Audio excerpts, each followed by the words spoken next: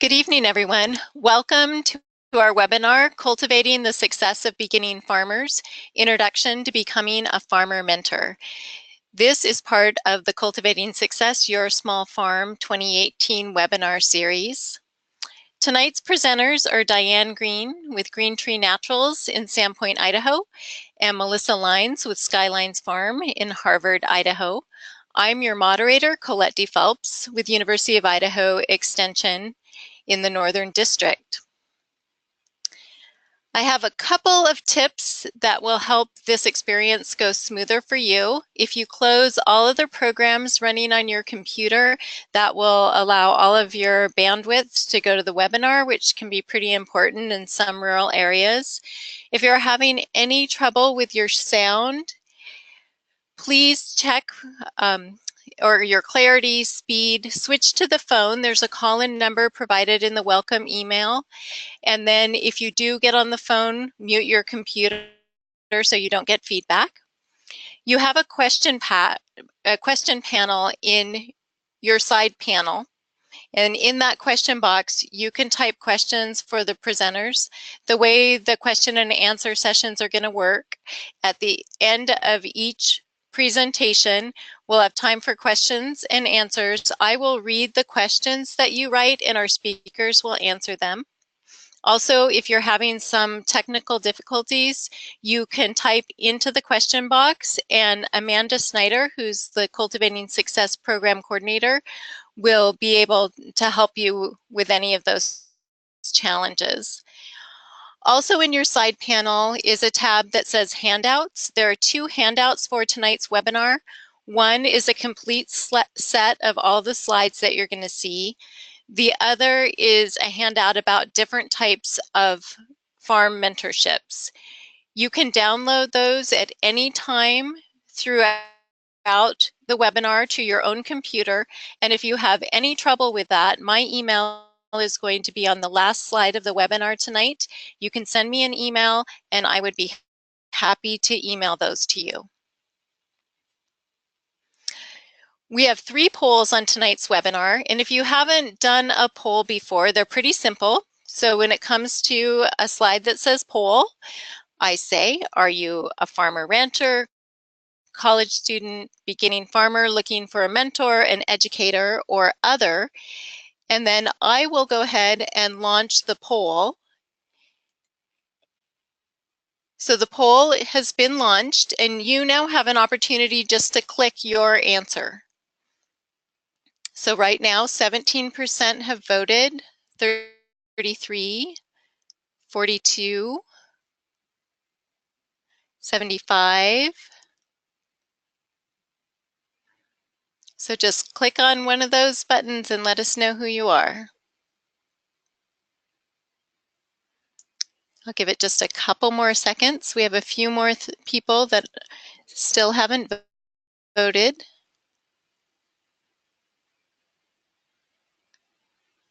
Okay, I'm going to go ahead and close the poll.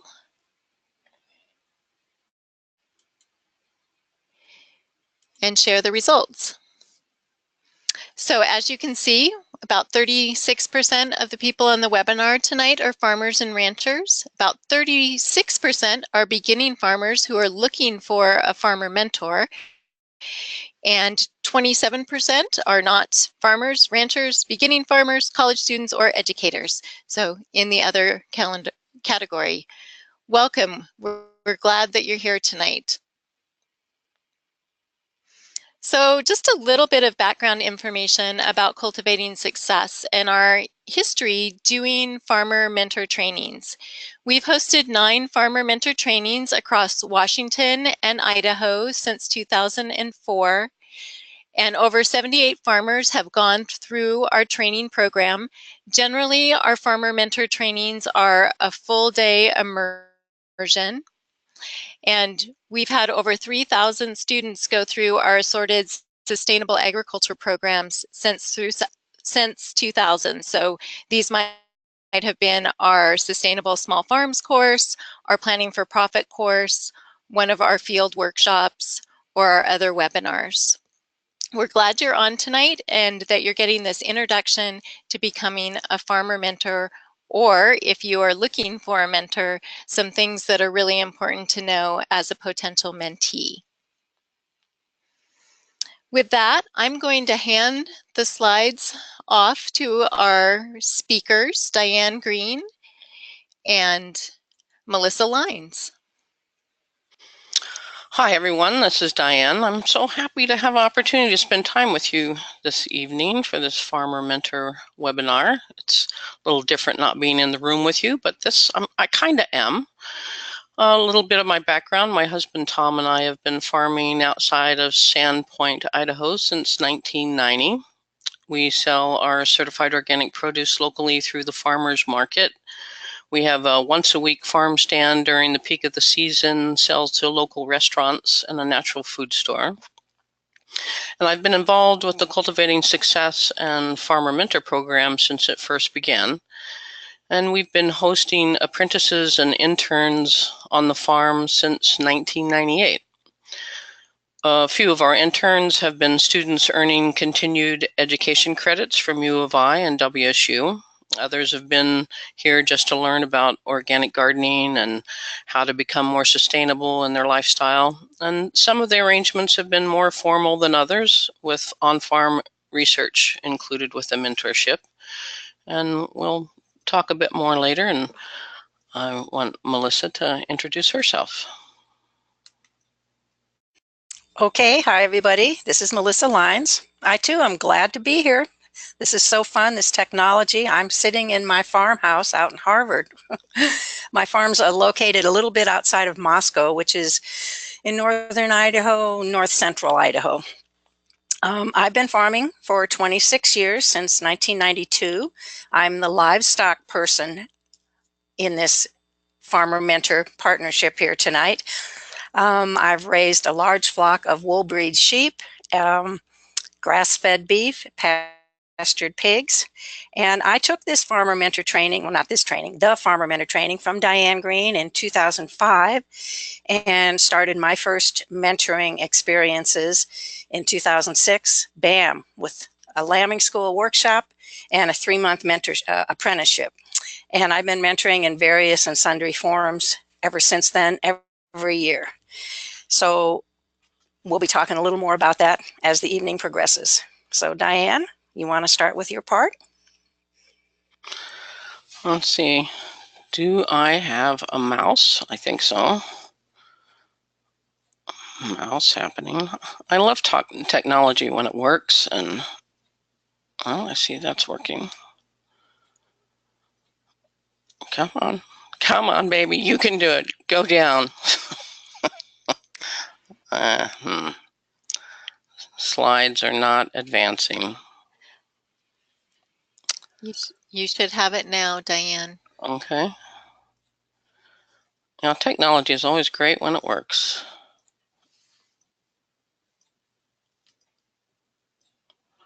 Nope, still doesn't want to get me there.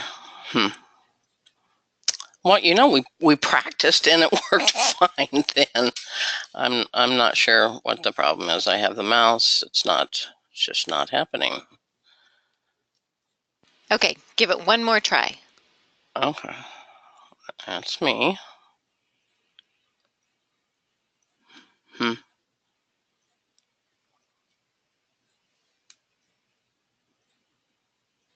Nope.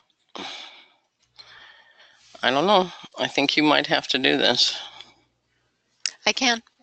Okay. Well, next one. Okay, this we might have to have training on how to make the computer work for me. Well, there we go. Who's the training for? The Farmer Mentor Program was developed to provide a well-informed mentoring model designed specifically to help farmers create a quality mentoring experience. And through the course of developing the training and the handbook, boy, I have found that even though I've been doing this for a lot of years, there is so much room for improvement, and I'm learning something new every year. We're working with someone. This evening we'll discuss some portions of the Farmer Mentor Handbook and just touch lightly on that, kind of to give you a little bit of perspective of what this is about. Next. Next slide, yeah. Thinking about mentoring and thinking about the fact that mentoring is really teaching a variety of instructional situations, we tend to relate being a farmer mentor more to working with apprentices and interns, but the base of it, the base idea is mentoring is really about a relationship, developing a relationship where an experienced, more knowledgeable person is helping to guide a less experienced person. And there are many different ways to accomplish this. And looking through this list, you may be doing a little bit of all of these, and the different types of mentoring opportunities are endless and boundless. And Melissa will be going into more detail outlining these different types of mentorship opportunities later and offering some other perspectives. Next, please. So what is a farmer mentor? And in addition to farming knowledge and expertise, experience, farmer mentors really need to be familiar with more than just what you're doing on the farm.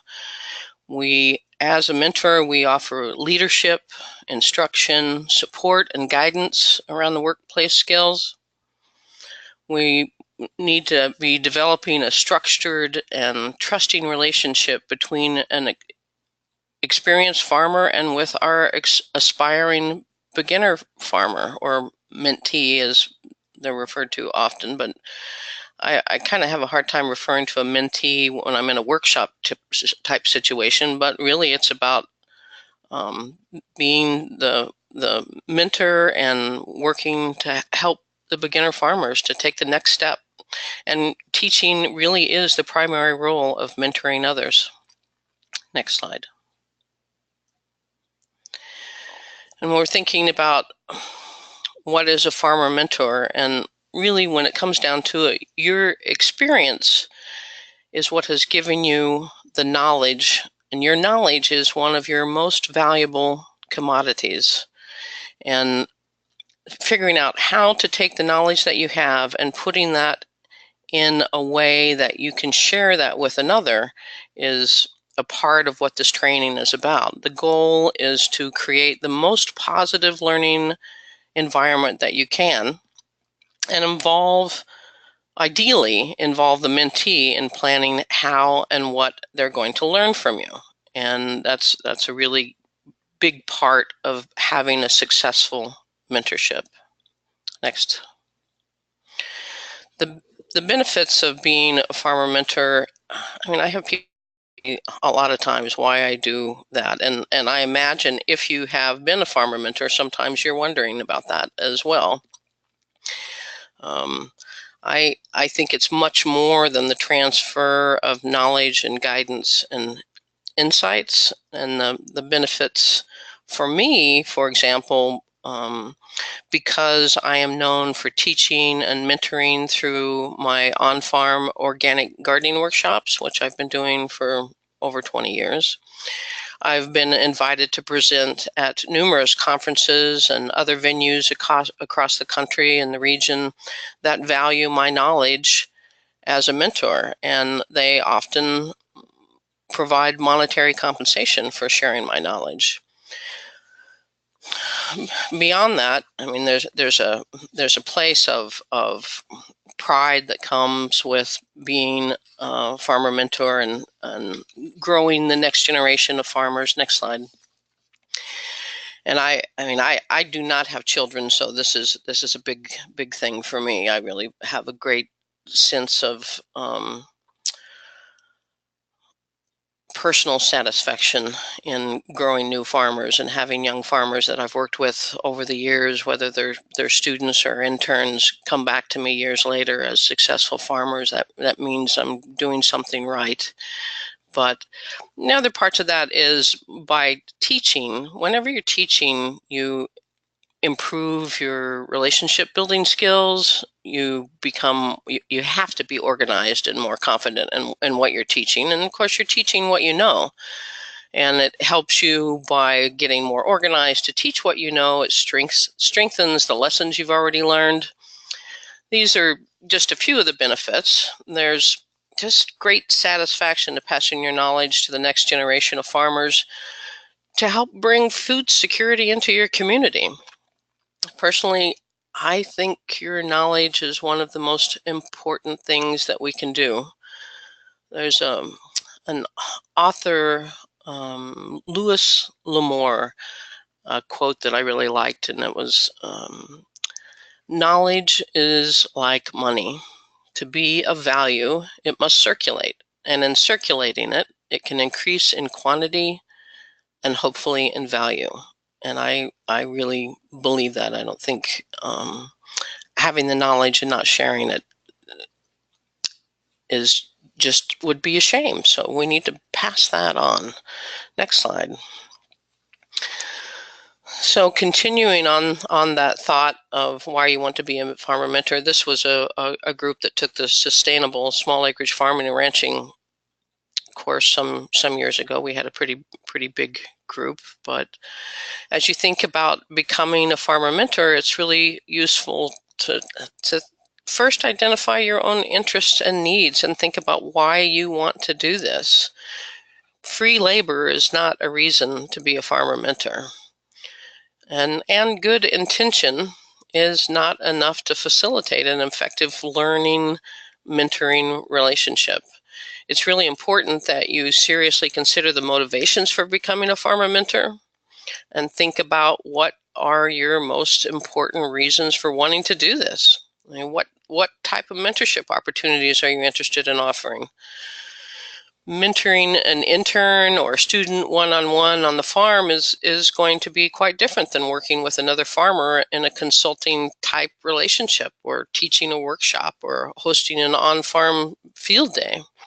So there's really important that you think about why you want to do this. Next slide.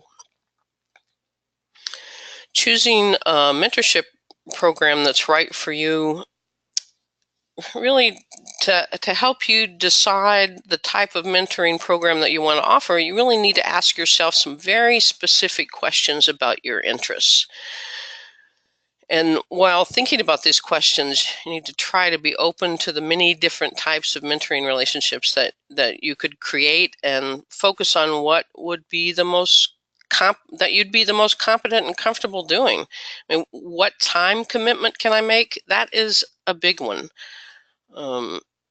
That's one of the reasons why we've designed our on-farm mentorship program. We only ask for a 3-day-a-week commitment because I don't feel like I can offer more than that. And some of our interns have been here for 1 day a week, 2 days a week, 3 days a week, but we don't ever do any more than that. I know some internships are more 5 to 7 days a week, but you need to think about how often you want to have someone on the farm and what that's going to look like and what times a year you're going to be doing that mentorship.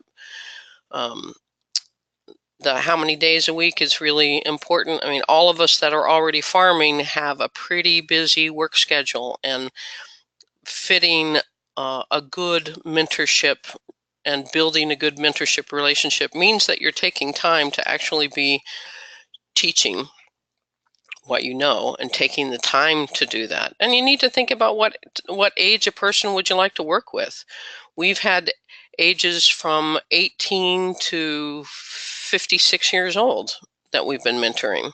And if you're thinking about young people versus middle age versus whatever ages, those are things that you need to think about. And more than anything, what do you feel comfortable and confident that you're teaching? So we really recommend that you start offering just one fairly simple, straightforward type of mentorship, and you can build on that experience and expand to a variety of mentorships if you want to. You might just start with one person, but if you're already doing this, really take the time to be assessing what you're doing. Next slide. And when you're thinking about what type of mentoring program that you want to conduct, do you want someone to learn a specific farming skill? Do you want them living on the farm? That's going to be very different than somebody that just comes to the farm, goes back and forth. And how many days a week do you want to do that?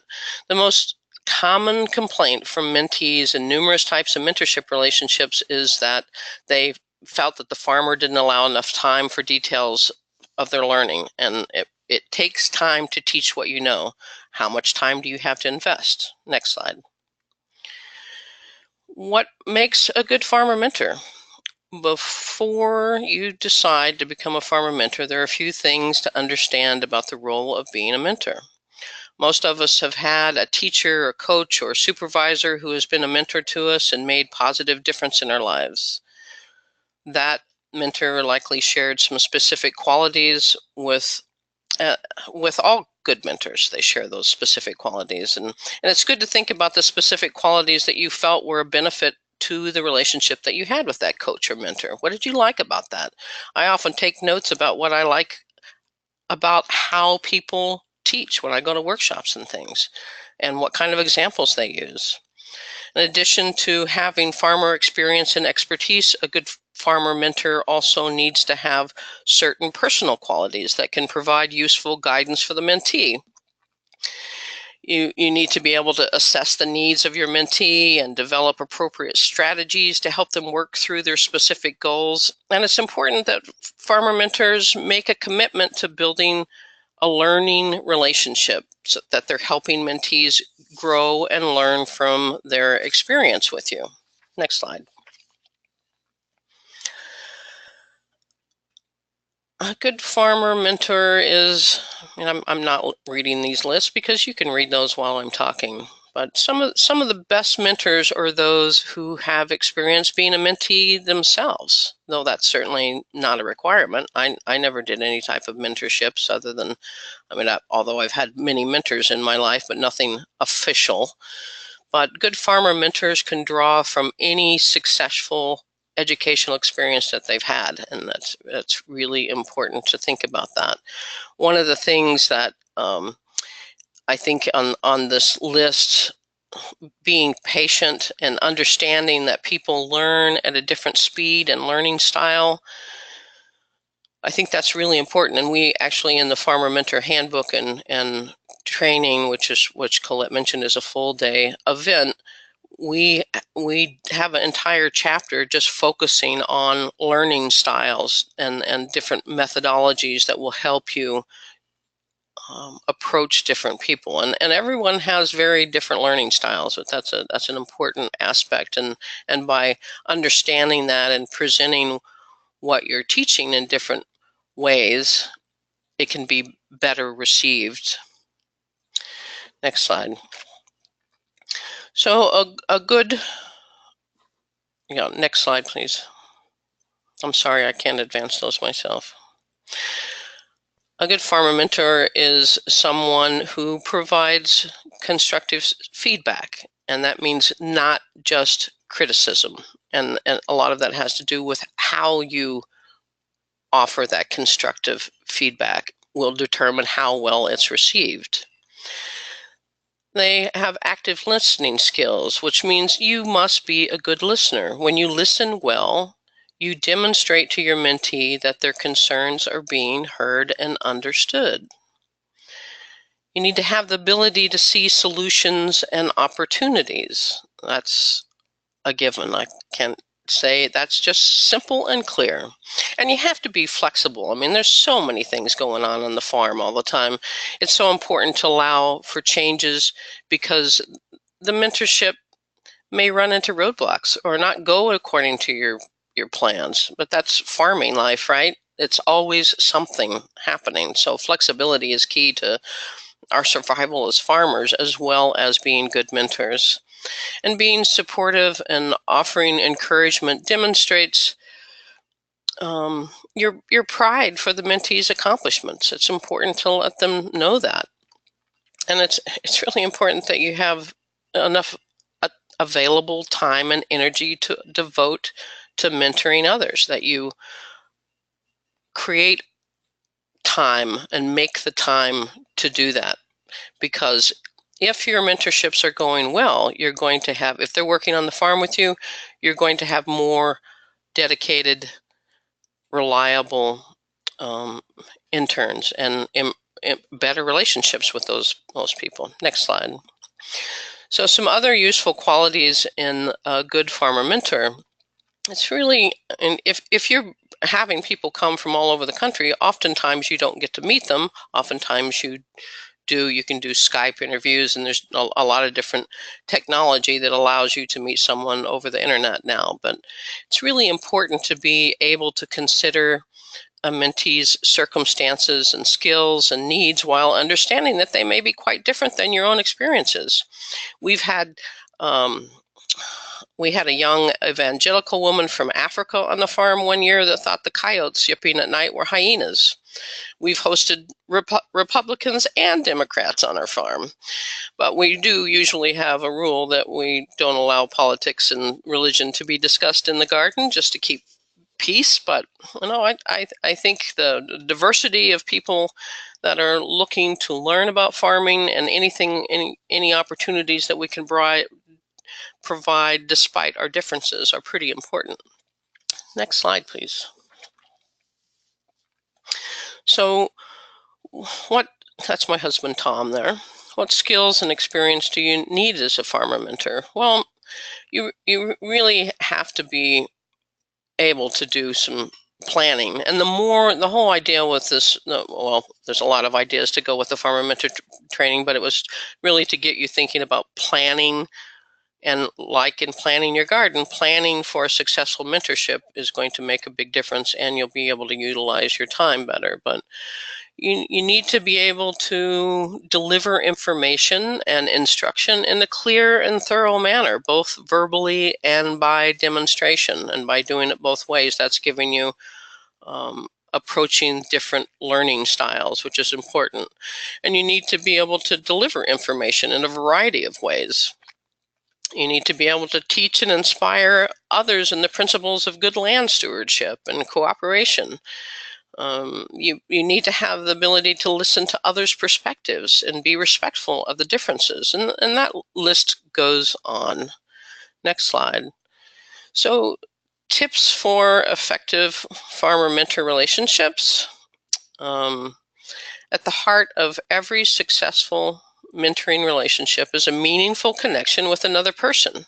And whether you're mentoring an intern, apprentice, a graduate student for an on-farm research project, hosting an on-farm field day, or conducting any other type of farmer-to-farmer mentorship, some basic guidelines will improve your experience. Next slide. So a part of those basic guidelines is really to start thinking about assessing your mentoring skills. And once you've decided that you have an interest and time to commit to being a farmer mentor, it's crucial that you take an inventory of your mentoring skills. How are you at communicating clearly? How are you at working with others? How are you at providing and receiving feedback, or coaching, or encouraging others? We will, at the end of this webinar, we will share a link for some worksheets from the New England Small Farm Institute that are kind of self-assessment for your mentoring skills. And I really encourage you to take the time to utilize those, because they're thought-provoking, and they will help you think about what you need to consider improving for self-improvement. Next slide. Part of that is, thinking about who you're going to teach, what their background is, knowing, and whether you're doing it one-on-one with an intern or an apprentice or a student, knowing your audience is a very important factor in deciding what kind of material you're going to teach and how you're going to present it.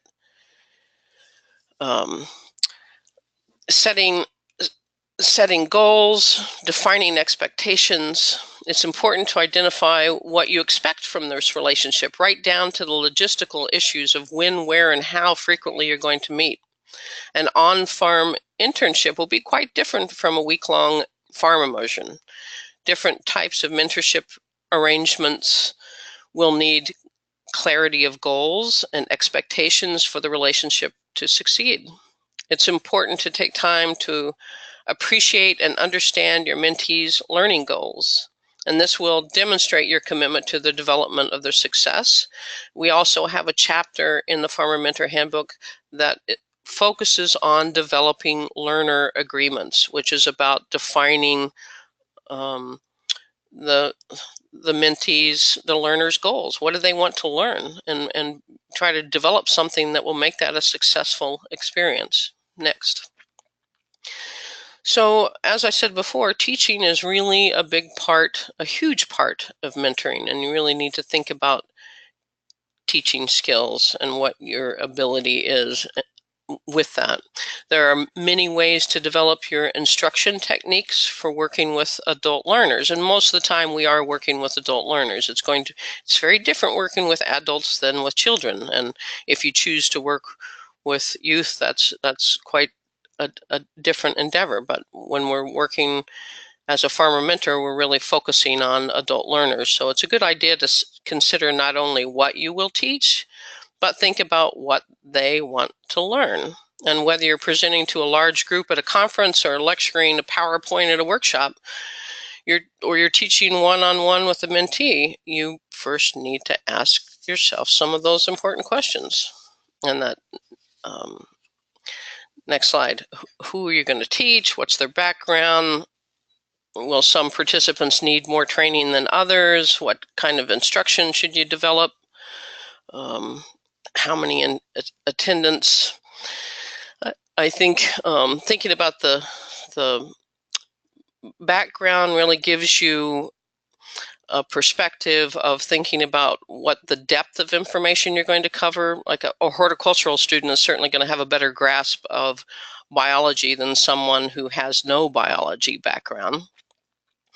And in thinking with that, as far as will some participants need more training than others? Well, in some situations, there may be extreme differences in skill levels, and you may want to consider holding different sessions for different levels of expertise, like a beginner level and an advanced level. We've had times with our on-farm workshops where we've had some beginners who barely understood the concept of plant biology, along with some that were biologists. So in situations like that, once I found out that we had those differences, I encouraged the biologist in the group to work side by side with the beginners, and that's a good way to pair those. But in some cases, having a beginner level and an advanced level is a better way to go to divide those. But if you're on the farm with an internship type situation,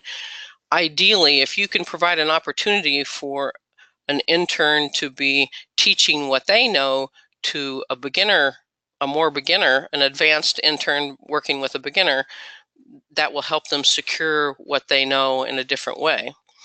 And thinking about what kind of instruction to develop, will it be a one-time workshop or a series of workshop sessions? Will it be face-to-face or online, or a mix of in-person visits and webinars? Will you limit the class or workshop size? Will the activities and content be appropriate for your educational endeavors to be directly tied with the learning need and objectives that you've defined? And I talked about learning objectives, and ideally that's kind of the goal whenever you're setting something up. And thinking about how many people you want to have in attendance. If you're teaching face-to-face, smaller sizes of groups make it easier to break into activities and use different learning methods for lecturing. And we try to keep our on-farm workshops 10 to 15 people at the most, but we've had as many as 45 for some of the workshops and field days. So you just have to really look at what you're comfortable with that as well. Next slide. Taking time to reflect, it's really important to take a close look at your time and energy related to with the mentorship. And I've mentioned that before, and I think it's really important that you take a good hard look at that, because despite the best intentions, other priorities may interfere for you, both of you. Life happens and things come up on the farm that will change your plans. I mean, I broke my ankle last summer, and it really shifted what I was doing and how I was doing it. I still had the workshops and I still had things going on, but our intern who stepped up and really took charge, it helped him to secure his knowledge of what he was learning, and it ended up being a really positive learning experience for him. And if you're teaching one-on-one, check in with your mentee weekly. I mean, check in with them every day to make sure that you're both comfortable with the time you're spending and with the learning that is occurring. And whether you're teaching a workshop or working with a grad student or any other kind of mentorship, ask for feedback. I mean, I don't know, if I'm doing a workshop, I'm going to stop and ask, did I answer your question? Did I make that? Was I clear enough with that? Did that make sense to you? And that's a really important aspect to do. Next slide. Self-evaluation is a really important part of becoming a farmer mentor, and really taking a good hard look at what you're going to do as far as your teaching. It's not unusual to be familiar with specific skills and not feel comfortable with using them. And I give the public speaking as an example, because I think public speaking is probably the #1 fear that most people have dread over. I mean, I know that there was a time in my life I couldn't even raise my hand in front of a group to ask a question, because I knew everyone would turn and look at me. But I made a focused effort to work through that. So that's another aspect when you're thinking about the different types of mentorships. Should you decide to go into teaching workshops and getting up in front of a group, the more you do it, the easier it gets. And we encourage you to start out something very simple, or teaching a small group, or in a circle, or however you do that. But taking the time to keep notes. I take notes all summer long of things that I wish I would have done, or what I thought I should have done, and I'm always reassessing the way I'm doing different things. And I think that's a pretty important thing. And I'm always asking participants and students. That's why we always have these evaluations at the end of all of the workshops through Cultivating Success and all these programs. And I think it's important to do those evaluations on the farm as well, and be asking your students or interns or participants at least touching base once a week and saying, how are we doing? Are you getting what you need? Is there more that you need? Ask those questions, and ask them if they need more. There's a lot of different ways of doing that, and we don't have time to go into that. Like Colette said, this is typically an all-day farmer mentor training that we go touch into a lot of different aspects of that. But this was just some perspectives of thinking about becoming a farmer mentor, and I really wanted you to take the time to think about why you want to do this, and do some self-assessment, and be ready to jump into it and make it the best experience you can, because it can be really, if you take the time, it will improve your mentoring relationships and make it a much more positive endeavor. And the next slide is just open for, oh, there we go. There's Alicia. So I always put Alicia. Alicia interned with us in 2003, and she was with us 2003, 4, and 5, and she has been working the farmers market with me over the years. And so she's an intern that came to us from Colorado and has become a part of our family. We have a link here for some excellent self-assessment worksheets, and I really encourage you to go to this link and take the time to do those, and they'll be thought-provoking and really help move you into thinking about how you can provide a framework that will really improve your future mentorship experience. Next slide. I think we're ready for some questions. Yes, so if you have a question for Diane, you can type it into the question box now. We don't have any questions yet, so we'll just give it a second, Diane. Okay. And while we're waiting for those to come in, I'll just give a comment about this link right here for the on-farm mentor assessment sheets. They're going to be on the left-hand side of that page, and they're identified as samples because this is a purchased guide, but there's a lot of information in those samples, and I went through and looked at them, and they are the self-assessment worksheets. So that's where you'll find them. Okay, Diane, we have a question from Blackfoot. Would you have a suggestion for a new market farmer in the Blackfoot area? A suggestion for if you can find a farmer that would be willing to let you develop a relationship with them, whether that's going to their farm one day a week or going and helping them. I think for a new farmer, finding a farmer that's willing to spend some time with you would be, I think that any mentorship opportunities would be really a great thing for you to do.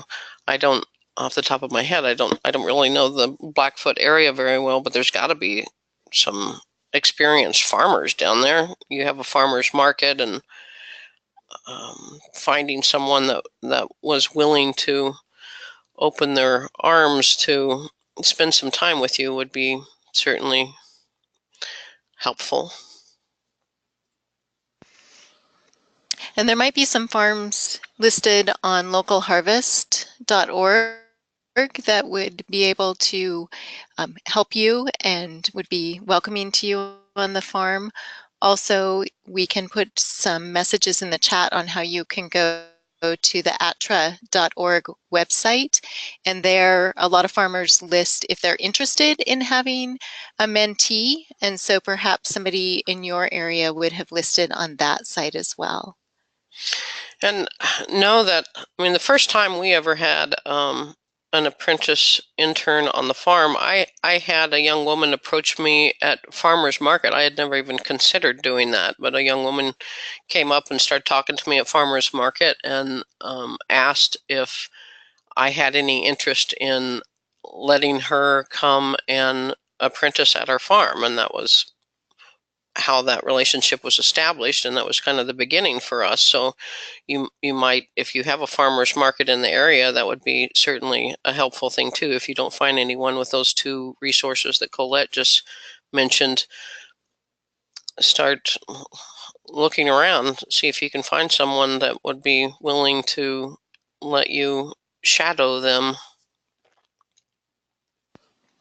Great. Thank you. We don't have any other questions yet. If another question comes up, please type it in the chat and we'll have another Q&A session. We're going to move into our second poll. For those of you that are thinking about becoming a farmer mentor, are you ready? For those of you that are thinking about finding a farmer mentor, are you ready?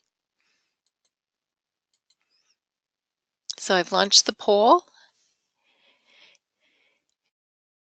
And I'll give you a few seconds to vote.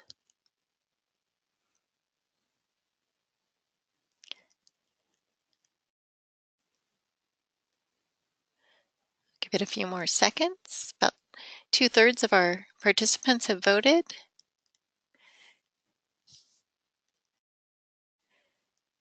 Okay, I'm going to close the poll and share the results. So we have about 13% that are thinking that they're ready. Another 13% that probably they're ready. 63% are not sure yet. And 13%, no, absolutely not. So we don't have anyone that's absolutely ready yet.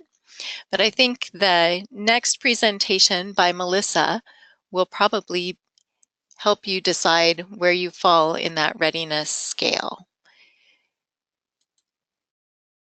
So Melissa, I am going to give you the mouse, and you can let me know if that is working for you.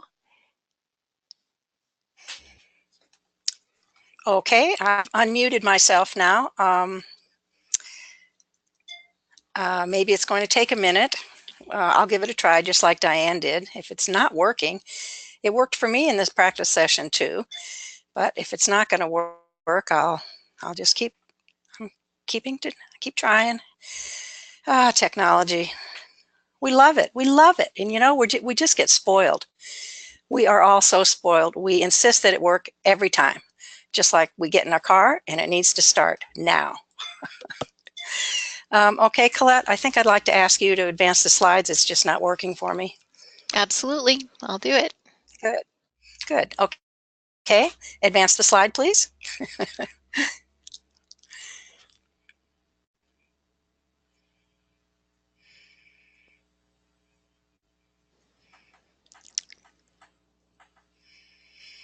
We're still here, everybody. Sorry, please be patient. So I have advanced the slide, but okay, I'm seeing the quick poll. That's all I see. The results of the poll. Okay. Well, then that is the problem. There we go. Yeehaw. Okay. Okay, again, I'm Melissa Lyons. I'm the livestock part of this Farmer Mentor team of Diane and I. And like I said, I took this course from Diane in 2004 or 2005, a long time ago. And it's been an incredible opportunity for me to begin sharing the knowledge that I struggled so hard to learn. Because I, like many of you on this call, I'm sure I was not born into a farming family. I grew up in suburbs of East Coast and Midwest and came to farming late in life. So it took me a while, quite a long while, to learn what I was doing. And I was so appreciative of the many mentors that I had. And I knew that eventually, 10 years or so, when I knew enough, I wanted to start giving back. I wanted to start mentoring too. So I just want to say this is an excellent program, and I'm so happy I've been involved with it for all these years. So what I'm going to talk about in my half of the presentation is the specific types of mentoring situations you might want to choose. There are, I won't say unlimited, but there are many ways you could structure a mentoring situation. I'm going to talk about 7 of them that are probably the most popular. Diane and I have done these. Many other farmers have. What I'm going to do is briefly describe the particular type of mentoring situation, give you some examples of maybe how Diane does it. Maybe I do it differently. That's often the case because these need to be individualized for you. We're all different, just like all farms are different. And I'm going to touch also on some of the preparation involved in some of them, not all of them, because this is an overview. Okay, next slide, please. So as I just said, there is a myriad of ways to mentor. You're mentoring when you talk on the phone with someone who just wants to pick your brain for an hour or so. That's mentoring. If someone calls you and wants to know where to buy chicken feed in your community, that's mentoring. It's all excellent. Putting back into the pool, it's very satisfying. And you know, maybe for you, an hour or 2 on the phone is all you want to do. It may be perfect for you. The right level of preparation, commitment, you're happy. The complete other end of the spectrum, maybe you do want to host an intern or apprentice on your farm. Of course, this is a long-term relationship and it requires substantial preparation, much more thought, organization, and time commitment. And what I want to stress to you is it's up to you. there are mentoring situations in between these two extremes, and you are allowed to pick the one you want. It's totally up to you based on your life, your family, how your family feels about this, how much time you want to devote to it, what resources you have, your temperament. That's going to come up a few times in my presentation. It needs to suit you. Next slide, please. Now, Diane has talked about this, and I'm going to stress it again too. Being prepared. As you think about what kind of mentoring situation you might want to offer, really give a lot of thought to, okay, what exactly do I have to do to prepare for this? How much time is it going to take? Because, you know, nobody wants to give an unsuccessful learning experience, and certainly your students your learners don't want to come to your farm and walk away going, boy, and people have come to me and said this about other experiences.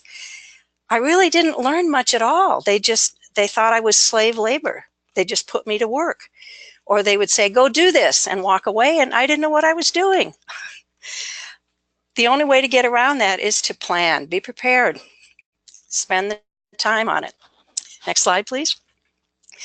So I'm going to talk about 7 basic types of mentoring today: interns, apprentices, and I'm talking about them first, not because we're suggesting that's where you start, but because that's the most common type of mentoring that people think mentoring is.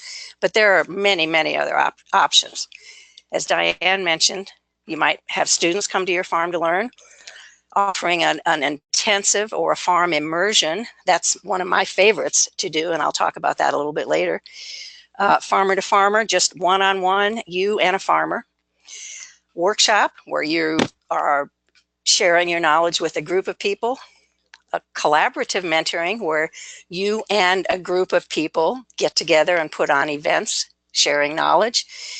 And another one of my faves and very popular event is a farm tour or farm walk. Next slide, please. Okay, the first type is interns and apprentices. This is usually a pretty long-term relationship, part of a season, or oftentimes a whole growing season, or maybe a whole year, just depending on what your learners want to learn. Diane's been doing, as she said, she's been doing this since 1998. I offered my first apprenticeship the second year after I took this course, and, you know, not being shy or a coward, foolish, I jumped in. My first apprenticeship was a 3-month long live on the farm during lambing season with me. And I spent almost a year preparing for it, spent a couple of months interviewing apprentices, and picked a wonderful girl from Massachusetts who made her way all the way out to Idaho. And while I loved the experience of getting to know her, and she had a wonderful time here, and she has gone on to start raising her own flock of Romney sheep, which is what she learned about while she was here, it only took that one experience for me to figure out, no, I do not want 24/7 on my farm for that period of time. It was too much. I'm single. I run this farm by myself. I'm kind of a hermit. And while I say it was fun the first time, I've never done it again, and I never will. At the same time, for the same year, I also organized my first on-farm hands-on workshop, which was a lambing school, a one-day lambing school whereby folks would come out to the farm for an entire day, and with a written agenda, we would go through all aspects of lambing. They could get hands-on with the lambs, cuddle, bottle feed, castrate, ear tag. And I continued to do those workshops for 11 years because it's one of my favorite things to do. I'll talk about that a little bit later. Next slide, please. Preparation. I'm going to give you, these are some of the details that if you're going to do an apprenticeship, you want to think about. And it's kind of a long list, and that's why I started out with this. Not to discourage you, but just to open your eyes to, yeah, these are the kind of things I need to think about. Since it's going to be a long-term relationship, you want to set goals. After you've interviewed the learner you've chosen, based on their experience, what they want to learn, and what you can offer them to help them meet their goals.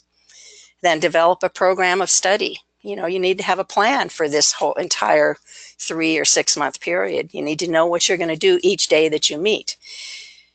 And this farmer mentor training that that Diane and Colette have mentioned, we're going to go into great detail to teach you how to do that, how to develop an excellent program of study, and how to find materials to support the learning.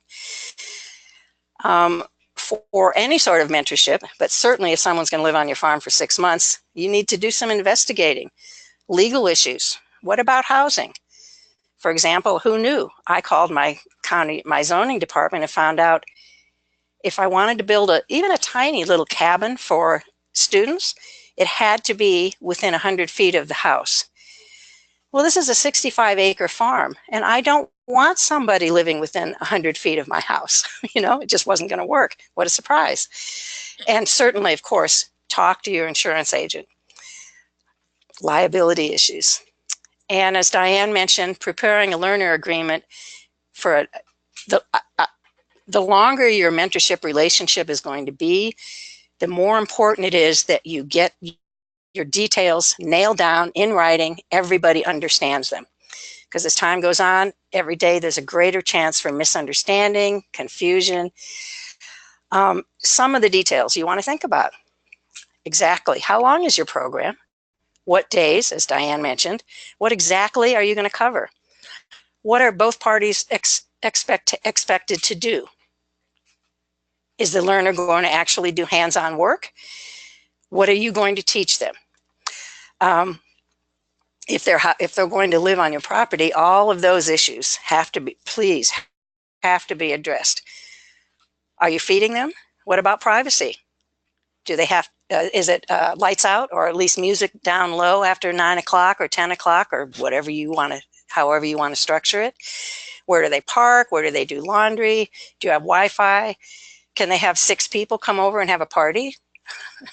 Think about evaluations. Think about money. If they're going to pay you, if you're going to pay them, how that's going to work, any special requests. It's something you need to spend a significant amount of time on. So, which is why I, like Diane, also recommend start out small. Start out with something simple, like maybe speaking at someone else's workshop for 20 minutes to get started. Build up to the bigger ones. Next slide, please. The next, and this is kind of a subset of an apprenticing. Diane's done quite a bit of this, working with college students who want to come to the farm for a prescribed program of study to earn college credit. Just to be aware, they may come with their program may be completely lined out, and they may bring you paperwork so you know exactly how you have to structure your program. Or maybe you'll need to work with their school to develop a written set of guidelines. But I haven't worked with students, but Diane has talked at length about how rewarding it has been for her. It might be something you want to do. Next slide, please. Another type of mentoring is, as I said earlier, my favorite, on-farm intensive, or I call mine a farm immersion. This is where folks come to my farm, and this is an exception. They can stay on my farm in my guest room upstairs, but only for 2 to 7 days. Hermit that I am, that's a nice period of time for me. After my 3-month experience, of course, I'd never do that again, but 2 to 7 days. I've tried 2 weeks, and that's a little too long. It's exhausting for me. 2 to 7 days is good. This type of situation really is excellent for adult learners who have jobs, you know, because not everybody can come to your farm and spend a whole summer or even spend a whole month. But if you can focus on their goals, what they want to learn, in a week, they can get an incredible amount of information. Most of the people who come to me for these farm immersions generally fall into 2 categories.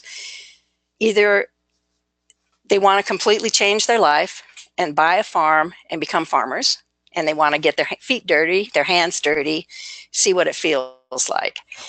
Or it's someone who already has a farm, but it's been a hobby farm and they want to notch it up a few levels to actually becoming a business.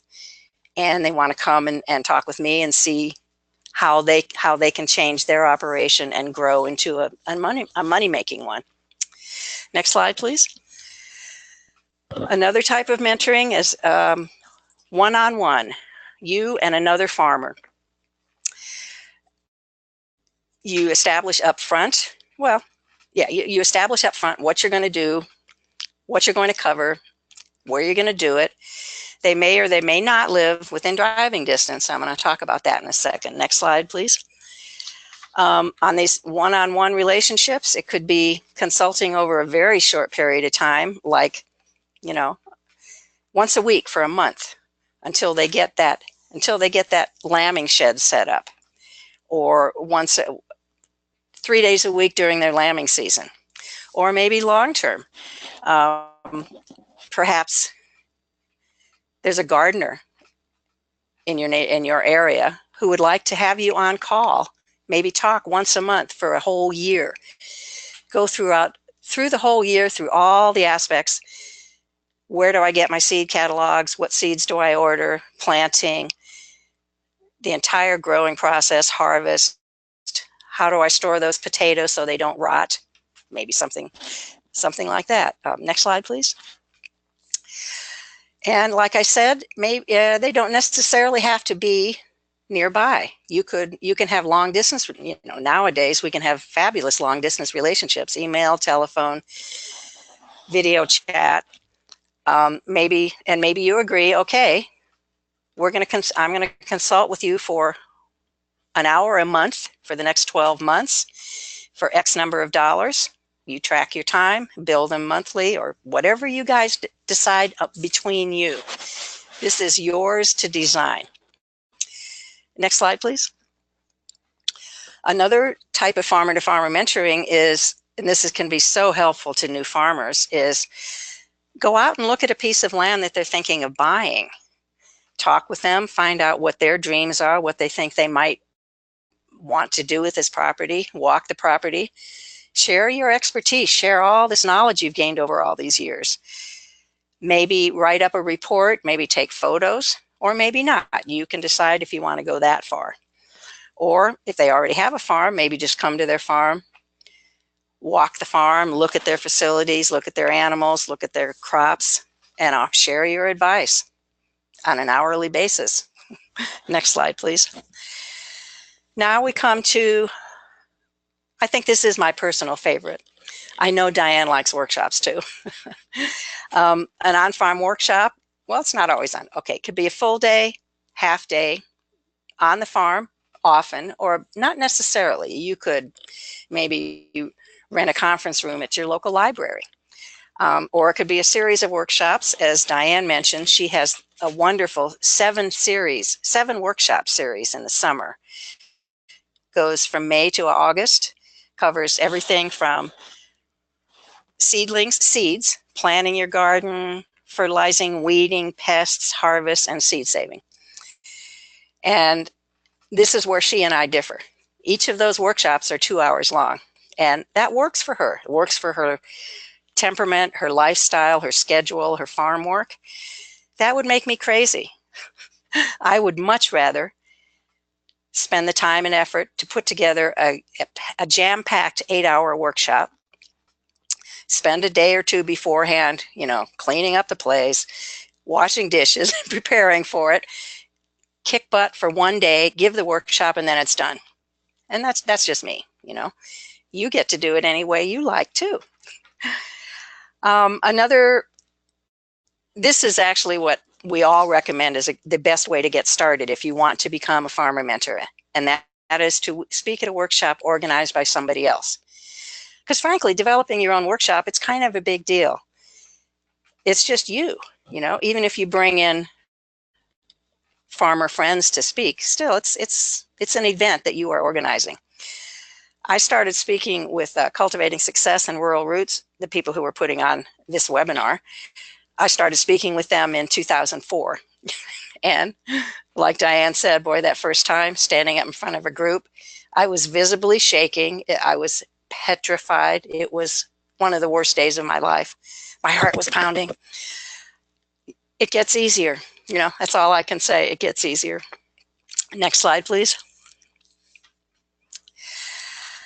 A variation on the workshop is a workshop that is devoted to doing one particular thing, and the attendees do that thing and accomplish it. Like in this slide, they're putting up, I'm not sure if that's a high tunnel or if you call that a straight greenhouse. I'm a livestock person, but you can see, look at all those people climbing all over that structure, getting hands-on experience. And having been to a variety of workshops myself, what I would suggest you do in any workshop, but certainly something like this, is make sure you don't just say, yeah, come on over, let's put up the greenhouse, and then figure it out when they get there. Be prepared, have a plan, get all your supplies lined up, laying right there on the ground. Get all those ladders right there, ready to go. Get a plan for the whole day, what you're going to do and how you're going to explain everything.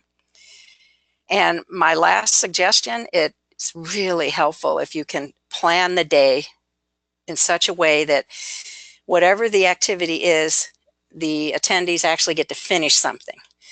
They finish it, stand back, and go, ah.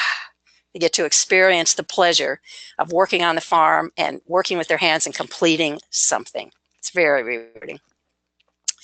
Next slide, please. Another type of mentoring I mentioned earlier, this probably isn't something you want to do as your first time out, but a collaborative situation where farmers, educators, extension folks, or maybe governmental agency people come together to present a day of learning. I've been to many of these myself, and they're phenomenal experiences.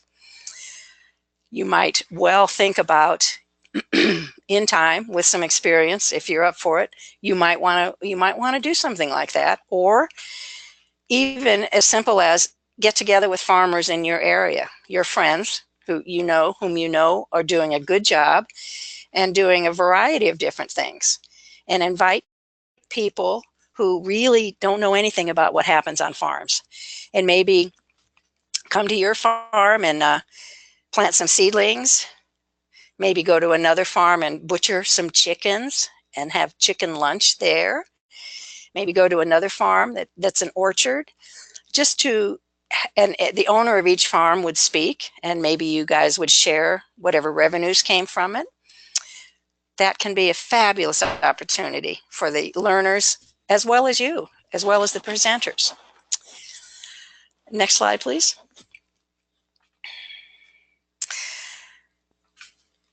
I'm not sure if this is my first or second favorite.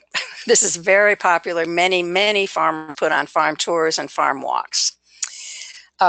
It's only 2 or 3 hours long, generally. People come to your farm, you walk them around your farm, show them what's going on, and educate them. There's not as much preparation time as an all-day workshop, for example, or certainly an apprenticeship. And it's a fabulous opportunity to show, like as Diane is doing right here, she's on the far left in that. She's showcasing her farm to the general public. And, you know, I was looking at that slide today and I was thinking, see the woman, 2 women in from Diane, she's leaning her shoulder on maybe her husband or boyfriend's, her head on his shoulder. And, you know, I bet she's saying, oh, honey, isn't this gorgeous? We've got to get a farm. You know, Diane is out there sharing her love and her passion. And people care. People want to see that. They want to hear that. Another type of farm tour is for fellow farmers, because I know Diane does and I do. Every farmer I know goes on farm tours as much as possible, just to see how other people are doing things. I have never been on a farm tour that I didn't learn something. And sometimes it's, ho, I'm not going to do that, but I've learned something. And these are fairly easy to set up. And as you can see in the box down there, this is a great starter mentoring opportunity. Easy, short term, help build your confidence and experience. Next slide, please. So to compare Preparations. Remember early on in this presentation, I talked about preparing for a full-scale apprenticeship. I had to use smaller type to fit it all in. There was a lot of work to be involved in that. A farm tour is pretty straightforward. You know, think about what you want to do. This picture is me giving a pasture walk at my farm. We're going to spend 3 hours walking around the pastures, down the runways, look at different pastures, gates, fencing, grass. 3 hours is a good length of time.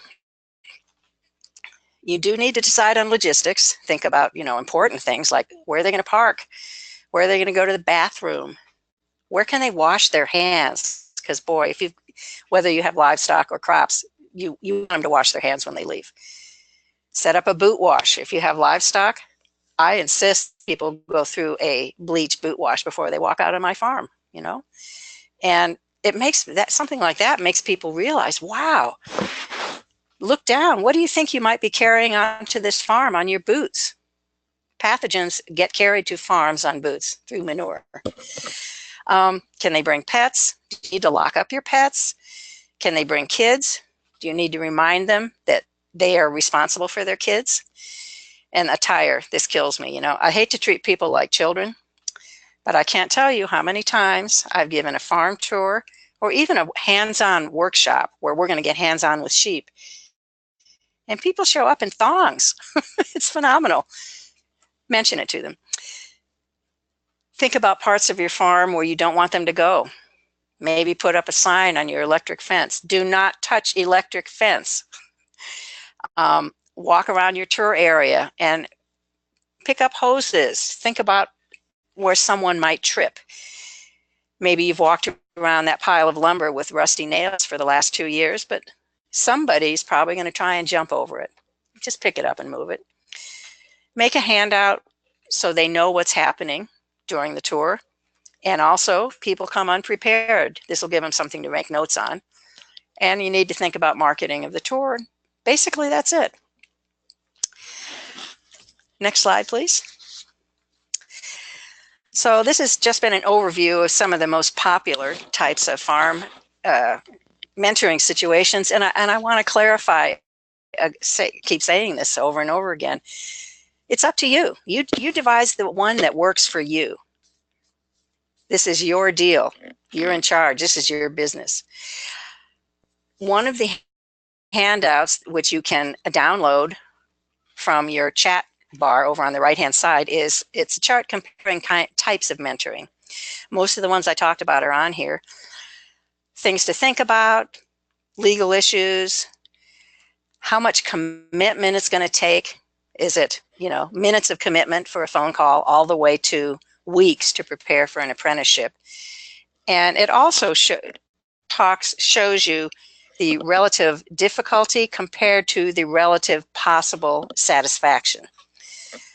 Now, it's set up so that an apprenticeship might be the most satisfying. And hopefully I've shown you that that's not necessarily the case. But I think this is a good chart, and I think it just might be helpful as you wend your way through the process. Next slide, please. Okay, so if you think you want to be a farmer mentor, where do you start? I urge you to sign up for this course that we intend to put on next fall or next winter. Unknown yet whether it'll be a workshop or a webinars, but much of the material has already been developed, in fact, and it's going to lead you through the entire process, developing your plan, your educational materials, help you understand about the adult learning styles. Because, some people learn by hearing, some by reading, some by touching, some by doing, smelling. Some need all of those. And it's something you want to be aware of when you're working with people and trying to convey information and inspiration. Writing learner agreements, which we think is so very important to the success of any mentoring situation. So if you want to get started now or after you take the training, a good place to start is your local extension office. Share who you are, what you're doing, and offer your services. Because, they're in the business of educating people. extension educators, that's their title, and they're often looking for new farmers with good information to share. I'm going to repeat, we all say, start small, please. Speak at someone else's event. Put together a 20-minute presentation. Get started. Then build up to something, a half-day event at your farm, then maybe full day, and then a full-scale apprenticeship. That's our recommendation. Okay, next slide. That's my presentation. Maybe there are questions. Okay, thank you, Melissa. I'm looking to see if there's any questions. I don't see any yet. If you have a question, please type it into the chat box. So I'll give that a couple seconds, and while we're waiting to see if there's any questions, I will say as an extension educator that I would love to hear from you if you're interested in offering a workshop or a farm tour. One of the things that we can do in extension is we can help you prepare and we can help you advertise your event. Another thing is if you're a beginning farmer and you're looking for opportunities to get out and learn on the farm, extension is definitely where you want to go. We have so many different events around the state, and you want to make sure that you're on your local extension educators list. And if that person is not up to speed on small farms or the particular system that you're interested in developing, then they can refer you to another educator because each one of us has a different expertise, or you can always contact me. So I don't think we have any questions, Melissa. None have come in. Double checking. So thank you for that presentation, and I'll move on to talking about a few additional resources. Okay, great. Thanks for listening, everybody. I'm going to do one more poll before I share the different resources. So we're curious, after seeing this presentation, what type of mentorship opportunities interest you the most?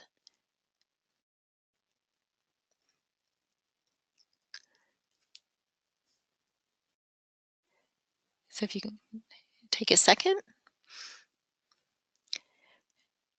40%, 50% of our viewers have voted. We'll give it a few more seconds.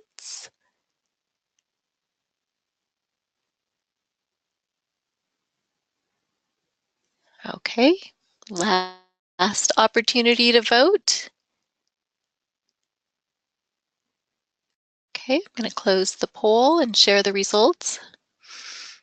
So we can see that there's a few folks that are really interested in the on-farm intensive and farm immersion. Almost 40% in workshops, and half of our participants in farm tours and farm walks. And I think all of those options are wonderful. They're very attractive to learners, a great place to start for many people. So again, if you need assistance with that, you can definitely contact Extension or myself. And here's some additional farmer mentor resources that we wanted to point out to you. The New England Small Farm Institute has two different guides that they've put together. One is a comprehensive on-farm mentors guide, and it's really geared towards internships and apprenticeships. And then they have a decision-making workbook, which is a separate publication to help you decide if you're ready to host an internship or an apprentice. So again, those are advanced and focusing pretty much on that one type of mentorship opportunity. On the Cultivating Success website at Washington State University, so for those of you that are perhaps not familiar with the structure of Cultivating Success, we have a collaborative program between University of Idaho, Rural Roots, and Washington State University. And when you go to the cultivatingsuccess.org website, you'll be able to enter the portal for Washington or for Idaho. Right now, if you enter the portal for Washington, you'll see that they have Farmer Mentor, our Farmer Mentor manual, and associated handouts within a framework of what they call the Farmer Mentor Toolkit. That is the edition that we developed in 2007, and Diane and Melissa and some of us from University of Idaho and Rural Roots are working on revising that entire toolkit so that it includes more types of farm mentorship opportunities. That toolkit, the new one, will be coming in fall 2008. It's going to be called the Cultivating the Success of Beginning Farmers, a Farmer Mentor Handbook, and you'll be able to find it on this website at cultivatingsuccess.org. We will also email you and let you know when that's available. We have a few more webinars coming up in our Small Farm webinar series. 2 webinars that have already taken place have been land access and cover crops for Idaho small farms. All of our webinars are recorded and posted on our website, so you can view those and download the handouts that are associated with them. This webinar will be posted probably within 1 week. And so if you missed any parts of it or you'd like to rewatch it or recommend it to a friend, it will be available on the cultivatingsuccess.org website. Next week, I'll be doing a webinar on selling to retail grocers and restaurants in Idaho and sharing some information from some research that I've been doing over the last couple of years on what it is that's motivating retail and restaurant buyers to buy local and some of the things that they need from you in order for that to be a successful partnership. If you're a beginning farmer or you're a farmer that has land that would be interested in making a connection with a beginning farmer, Introduction to Idaho Farm Link will be on Monday, March 19th, and we'll be introducing a new tool that you can find on the Cultivating Success website on the Idaho side. So we hope you can join us for an upcoming webinar. Again, if you can't watch it live, they'll be recorded and posted on our website. This is what our website looks like, and all of our different programs, we keep this website updated. There are going to be some workshops across the state on land assessment. So this summer, additional workshops, they're going to be in the field. If you're a beginning farmer or a farmer that's interested in perhaps offering workshops, you'll want to sign up for those, and they'll be posted on this website. Right after the conclusion of the webinar, we're going to launch the post-webinar survey. It's just 8 simple questions, and we would really appreciate your taking it and letting us know how this webinar worked for you. Your feedback will really help us improve our programming. And I'm Colette D. Phelps. Here's my email and phone number. You can contact me at any time for questions about farm mentorships or any other small farm or local food system programming. With that, thank you for joining our webinar tonight, and have a great rest of your evening.